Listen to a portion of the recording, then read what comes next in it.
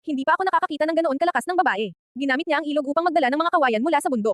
Ang mga kawayan na ito ay pinoproseso at ginawa sa isang kakaiba at malikhaing paraan ayon sa mga lokal na kondisyon, talagang itinayo ang isang gusali sa mabilis na ilog na ito. Isang tulay na nagpapadali sa pagpasok at paglabas sa nayon. Pagkatapos kong panoorin ang wakas ay naunawaan ko kung ano ang ibig sabihin ng pagiging master sa mga tao. Kailangan kong humanga sa kanya Kat Angie, tanging craftsmanship at kahanga-hanga pagkamalikhain. Pagkatapos ng baha, ang original na tulay ay naanod ng walang bakas. Malubhang nakakaapekto sa paglalakbay ng mga taga-nayon bilang panakamakapangyarihan, may kakayahan at masigasig na babae sa nayon nagboluntaryo si Shaoli na magtayo ng bagong tulay para sa lahat sa ilog na ito. Pagkatapos ng maingat na pagmamasid, nalaman kong ang dalawang malalaking puno sa pangpang ng ilog ay natural na mga tambak na tulay. Kaya ang mga sanga ay pinutol lang. Nagtayo muna siya ng mga tubo na kawayan sa tabi ng isang malakilang puno. Isa pang malaking puno ang nasa gitna ng mga sangain to gumamit ng pinutol na kahoy upang bumuo ng isang plataporma para sa mga beam. Matapos pagsamahin ang kahoy at mga sanga upang mabuo ang isang malakas, secure na suporta, dalawang natural na tambak ng tulay ang itinayo ngayon. Pagkatapos ay inilipat Shaoli ang mga poste ng kawayan at inilagay ang mga yuti sa pagitan ng dalawang malalaking puno. Kaya nagsisilbing tulay na balangkas ng tulay ang pamamaraang ito ng makatuwirang paggamit ayon sa mga lokal na kondisyon ay lubos na nagpapabuti sa kahusayan sa pagtatayo. Kaya't ang apat na tubo ng kawayan ay mabilis na itinali at naayos na mga beam sa magkabilang dulo, hindi pa ako nakakakita ng ganoon kalakas ng babae. At putulin ang labis na bahagi ng tubo ng kawayan sinimulan ni Shaoli na ihanda ang mga materyales para sa paggawa ng bridge deck. Ang material na deck ng tulay ay mga hiwa ng kawayan na hinati mula sa mga tubo ng kawayan. Una niyang nilagari ang tubo ng kawayan sa parehong haba ayon sa laki, pagkatapos ay hatiin lamang ang bawat isa sa 8 piraso. Sa karaniwan ito ay medyo simple para sa Shaoli sa ilalim ng kanyang mahusay na operasyon, ang kinakailangang dami ay inihanda. Maaari silang may install at maayos sa frame ng tulay na may mga bakal na kuko sa isang tiyak na distansya. Matapos may install ang bridge deck, makikita na ang katawan ng tulay ng seksyon ay dapat na karaniwang tumatakbo sa kahabaan ng ilog. Upang mapadali ang koneksyon sa makapal, kaya kinailangan ni Shaoli na magtayo ng mga sulok na beam sa malaking puno. Ito ay ginagamit upang paikutan ang katawan ng tulay upang tuluyang maabot ng tulay ang magkabilang gilid ng bangko. At ang mga sulok ay ginawa sa halos parehong paraan tulad ng dati. Pagkatapos gumamit ng mga tubo ng kawayan upang itayo ang balangkas ng tulay, ipagpatuloy ang paglalagay ng mga piraso ng kawayan sa ibabaw nito bilang isang bridge deck.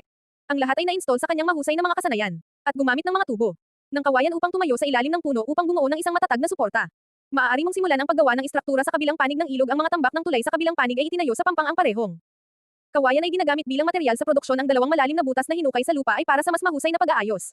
Dalawang kahoy na slip na may mga bintana ang nagsisilbing matibay na haligi ng tulay, may libing ang B. Patuloy na pinuputol ni Shaoli ang mga tubo ng kawayan na may parehong haba.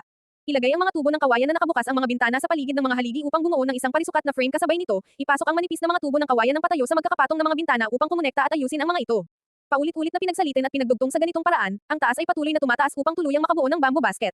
Sa bamboo basket na ito, masyadong malaki ang agwat sa pagitan ng itaas at ibaba sa makatuwid, kailangan ng Shaoli na gumamit ng mga piraso ng kawayan na ipinako sa loob upang palibutan ito sa lahat ng panig, punan ng AFP ang isang malaking halaga ng lupa sa loob upang madagdagan ang pagkarga at gawin itong mas matatag at maaasahan.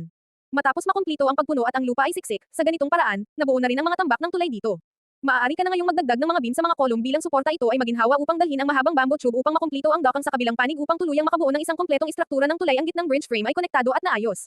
Sa parehong oras, putulin ang labis na mga bahagi ngayon ay handa na ang lahat. Pagkatapos ay maaari kang maglagay ng mga piraso ng kawayan sa mga ito upang bumuo ng isang kubyerta ng tulay sa gitna.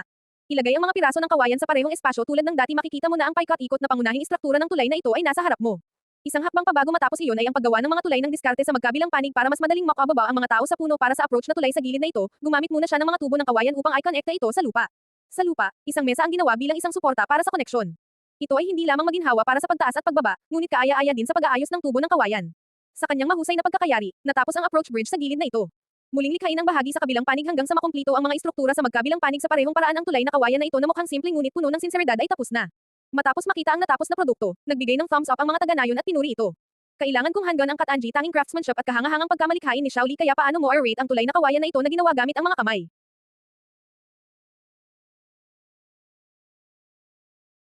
Maraming salamat sa panonood.